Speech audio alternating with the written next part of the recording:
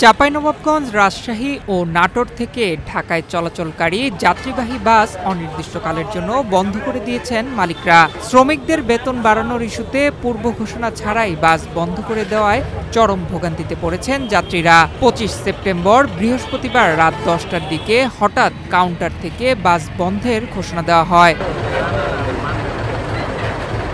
সংশ্লিষ্টরা জানায়, রাজশাহী থেকে ঢাকায় প্রতি ট্রিপে একজন চালক ১২৫০ টাকা, সুপারভাইজার ৫০০ টাকা এবং চালকের সহকারী ৪০০ টাকা পান। বান্ডেল থাকলে প্রতি সেনমানিতে টাকা বাঁচবে। বিকাশ সেনমানি বান্ডেল কিনে জিতুন প্রতি লেনদেনে।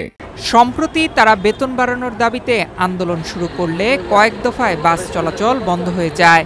সংকট নিরসনে গত ২৩ সেপ্টেম্বর ঢাকায় শ্রমিক পক্ষ ও মালিক পক্ষ বৈঠক করেন।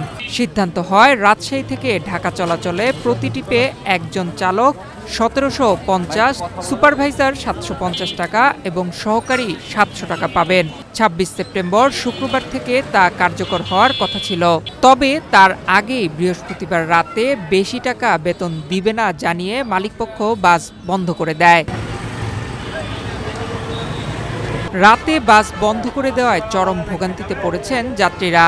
তাদের ভাষ্য, পূজার আগে দুদিনের ছুটিতে এমনিতেই বাস ট্রেনে ভিড়। কোনো রকম ঘোষণা ছাড়া বাস বন্ধে বিপাকে পড়েছেন তারা। গাবতলীতে হানিফে টিকিট করছিলাম গতকালকে, তো আজকে বলল যে ধর্মঘটের জন্য আমাদের টিকিটটা বন্ধ, মানে বাসটা বন্ধ আর কি, তো আপনি টিকিটটা নিয়ে আসেন, টিকিটটা ক্যান্সেল করে আপনি টাকা ফেরত নিয়ে যান। পরে আমি আসলাম, টিকিটটা ফেরত দিলাম এবং টাকা নিলাম।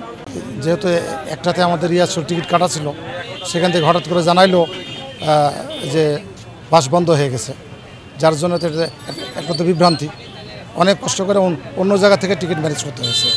তবে এ নিয়ে মালিকপক্ষ কোনো কথা বলতে রাজি হয়নি। অবশ্য একতা ট্রান্সপোর্টের সহ লোকাল বাস রাজশাহী ঢাকা রুটে স্বাভাবিক চলাচল করছে।